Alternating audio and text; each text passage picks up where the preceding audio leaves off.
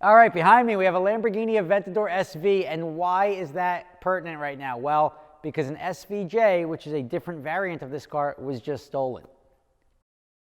I know, it's pretty wild. So the security camera footage starts here at 4:41 in the morning. You'll see two guys, innocent until proven guilty, both inside the car, presumably testing that the equipment they have to start it works before they both leave and walk out of frame. I then skip ahead. You'll see the lights change because the headlights are off, so the camera turns on night vision. One guy returns back to the car, gets in the car, sits there, and inside the armrest should be where the key fob would go to start the car remotely before you push the start button. The start button is right ahead of you where your hand would be if there were a shifter there. After a couple of seconds, he gets the car to start, and the lights are going to come back on and change the camera view. There you go. Then as he now starts to back up, I don't want to be one to judge here, but it looks like somebody skipped backing up class at car theft school because he's not doing this so well. Next thing you know, as he's backing up, the other guys come to open the gate. One guy is trying to open the gate by himself, let's just say unsuccessfully, calls in for reinforcements. Some of the other guys come over to help him out because now the adrenaline's pumping. He pulls forward as they rip those gates open. You've got, looks like one, two, I would say at least three guys there, plus the guy in the getaway car who's about to pull up. There you go. That's the getaway car. One more reposition. You back up. You got everybody else in the getaway car. Run away, run away, run away. Get in the getaway car. You know what? I'm going to get in the Lambo because that looks like more fun. Now you got two thieves in the Lambo. This is officially where you can call it a felony because they're taking it off of his property. And you have just stolen a car.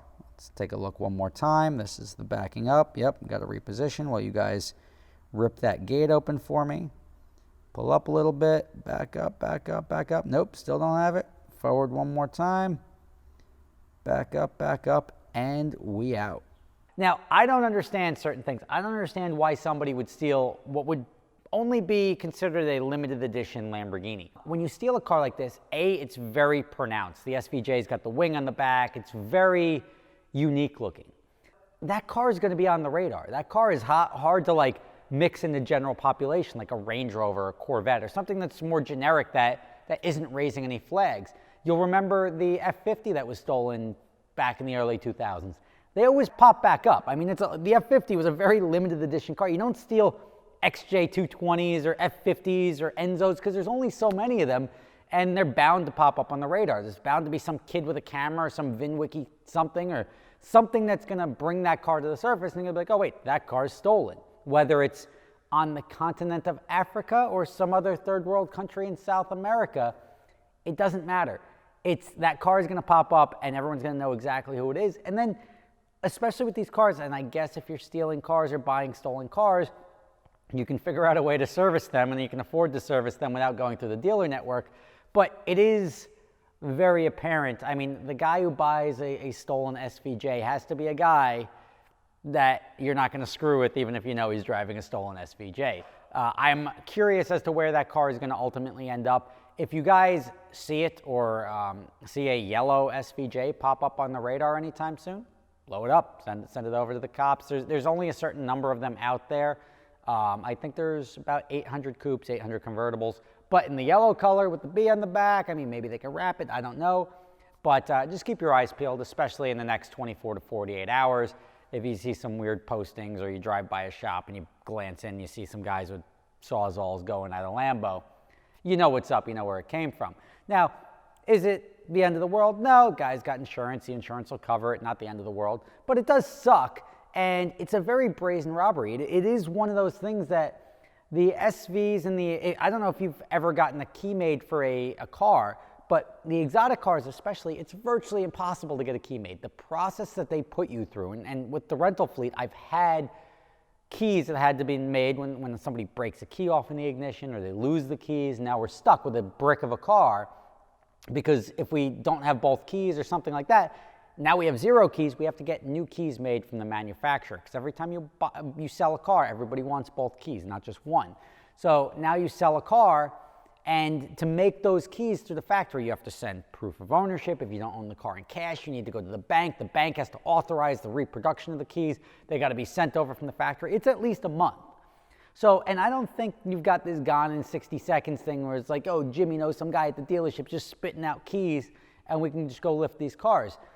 If they did have the key to the car, which I don't genuinely believe they did, they would have started the car and left. Now, if you look at the security camera footage, it took roughly 14 or 15 minutes from when they got there to when they drove that car off. And that's astonishing to me, that they, inside, just say 5 or 8 minutes, were able to override a sophisticated security starting system in a car to start that car up. And then more astonishing to me is that if you've ever seen one of these things, and I'm not trying to be dramatic here, the V12 Lamborghinis aren't cars that you just hear, you feel them. And you think of Ferrari, oh, look at that Ferrari 458, it's pretty loud. You don't feel it. You're sitting in a cafe in Florida, you know when there's a Lamborghini coming from 3 blocks away, a V12 Lamborghini. It's got that shockwave presence. And again, not to be dramatic, it's just the way it is. It's one of the appeals of the car. It's really cool that it's got this presence.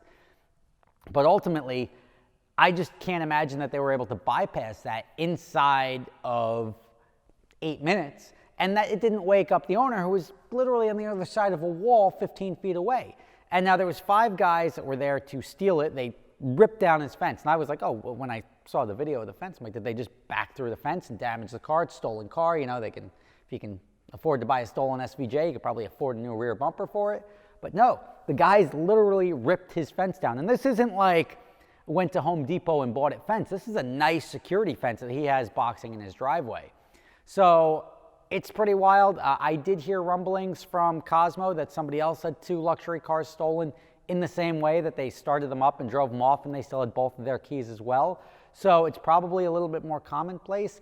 Let this serve as a warning. If you have a nice car and you want to be a little extra protective of it and maybe not leave your laptop in it in the next couple of months, there may be a little crime spree here. In my head, I've got this blacklight wall of names that people are just knocking off cars, because that is sort of like an order to steal. I don't think people are generically just stealing specific cars like SVJs, because it doesn't really have a lot of use unless you have a buyer for it on the other side of that. But wild story. The security camera footage obviously is pretty dramatic. You could see people, it's worse than losing the car because it's insured.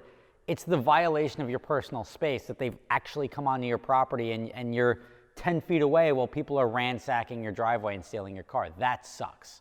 And I was talking to the owner, and he said a couple of weeks ago, he has whatever that very expensive Mercedes G-Series is right next to the SVJ, that he came out to it and his glove boxes and everything were open and left open when he got out there in the morning. So pretty wild stuff.